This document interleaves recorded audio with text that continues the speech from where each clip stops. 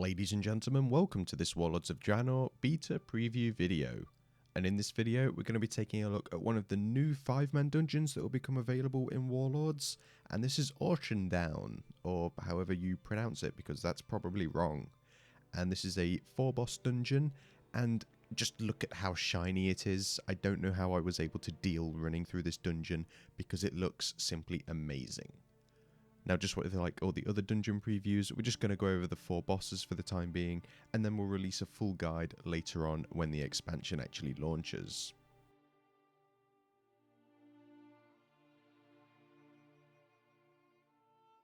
The first boss you're going to come up against is the Protector of Auchindown, and he, despite only having 4 abilities, has the ability to completely wipe out your group and make them disband quite a few times.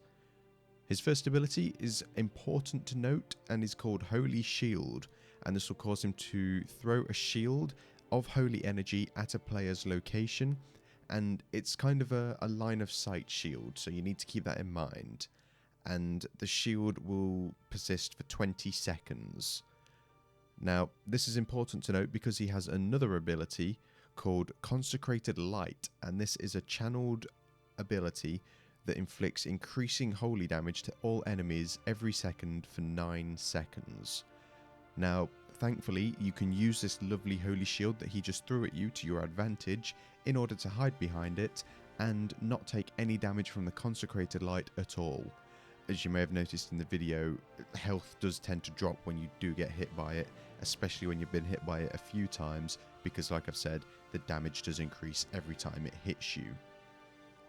This next ability is called Sanctified Strike, and this is a bit of a flashback to Lai Shen, I guess you could say, and this causes him to create a fissure of holy energy, which will inflict holy damage to anyone that stands in the sanctified ground. So if you think back to the lightning whip on Lai Shen, this is kind of like that on the ground. You just need to make sure you don't get hit by it initially because of damage, and then don't stand in it because it also deals a lot of damage.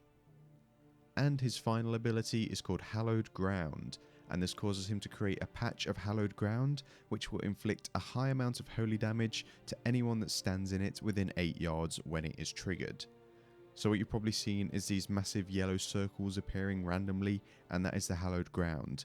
Now, there is a bit of build-up time to when it actually goes off, so you do have time to move out of it, but they do tend to build up quite a bit, and you can get them before the holy shield goes off as well.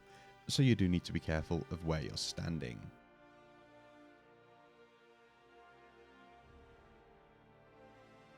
The second boss in this dungeon goes by the name of Soulbinder Nyami, and he/she has only got 3 abilities, but she will also summon spirits throughout the fight, which have their own different sets of abilities.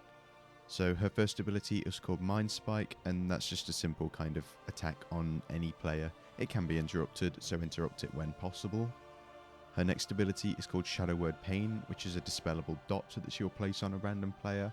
And her third ability is called Soul Vessel.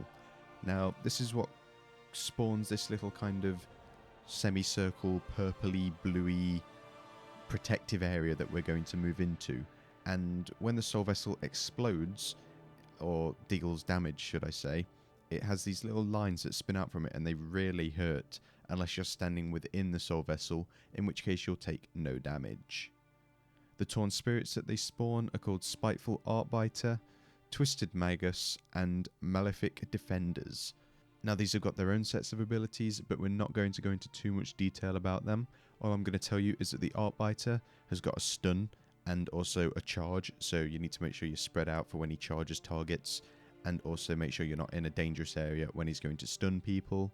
The Magus has got an interruptible Arcane Bolt and also an ability called Arcane Bomb, which will cause her to summon orbs of power, and then when they come into contact or after 10 seconds they'll explode, deals a lot of damage, make sure you're not standing near them, etc. And the Malefic Defenders just have a simple mace and shield, and they just defend the Soulbinder. So you just need to make sure you're killing off these spirits when they spawn, and then go back to Soulbinder once the spirits have been defeated. The third boss goes by the name of Azakel, and he is the Vanguard of the Legion, which sounds like such an awesome title to have. If only we had a title like that for killing him, it would make this fight even better than it currently is. Now again, he's only got 3 abilities of his own, and he will also summon adds during this fight that you will have to deal with. Now his first ability is called Fell Lash, and this causes him to simply lash out with a blow backed by Fell Energy, and this inflicts physical damage, knocking the targeted player back and also increasing the player's physical damage taken by 100% for 7.5 seconds. That's obviously a tank debuff there, so your tanks are just going to have to be aware of what they're tanking when they have that on them. The next ability is called Curtain of Flame, and this is a non-dispellable debuff that will be placed on a random player, which inflicts 15,000 fire damage to the player that's got the debuff every 3 seconds for 9 seconds. Now, when it deals damage, it'll also spread to any other players that are within 5 yards, so you just need to make sure you're moving away from anyone else when you have this debuff on you. His next ability is called Claws of Argus, and this is what will cause him to become immune during the fight, and he will also use the portal that's in the middle of the room in order to summon different types of demons into the fight. The first demon is a Blazing Trickster, and he's got one ability called Fell Blast, which is a hard-hitting ability, and it will deal around 70,000 fire damage to whoever it does hit. The next demon is called a Cackling Pyromaniac, and the Blistering Tricksters are wreathed in intense flames, burning any targets that come too close to them, so it's basically a trickster that's on fire, and burn targets are disoriented and take a high amount of fire damage every second. And the final add is a Fell Guard, which casts the ability Fell Stomp, which again inflicts a high amount of physical damage to anyone that's within the cone where the stomp lands. As soon as the adds spawn, you just want to kill them because they're a pain in the backside really. You want to start off by making sure you're killing off the Pyromaniacs while keeping the Tricksters interrupted, and then kill the Tricksters and then kill the Fell Guards. And his final ability is called Malevolent Crash, and this causes him to slam into the ground, creating a pool of Fell energy at his location. Now anyone that's in the Fell pool will take a moderate amount of fire damage every second until they move out of it. Simple, don't stand in this, mechanics apply here.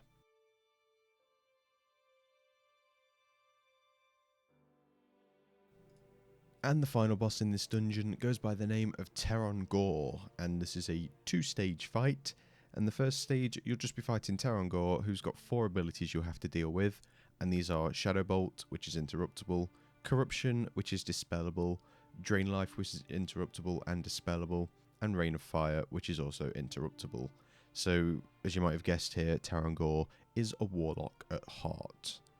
Now, stage 2 will begin when Teron Gor reaches 75% health, and you can see that there's 3 different spirits that are kind of floating around the room, and when he reaches 75% health, he will gain the powers of one of these spirits, and this will cause him to gain one of 3 different sets of abilities. Now, he can take in the power of Mender Elum, and this basically turns him into an Affliction Warlock, where he will have Shadow Bolt, Curse of Exhaustion, Seed of Corruption, Agony, Drain Life, and Unstable Affliction. He could take in the powers of Arcanist Jorah, who is basically a Destruction Warlock, and this will give him Chaos Bolt, Immolate, Conflagrate, Rain of Fire, and Incinerate.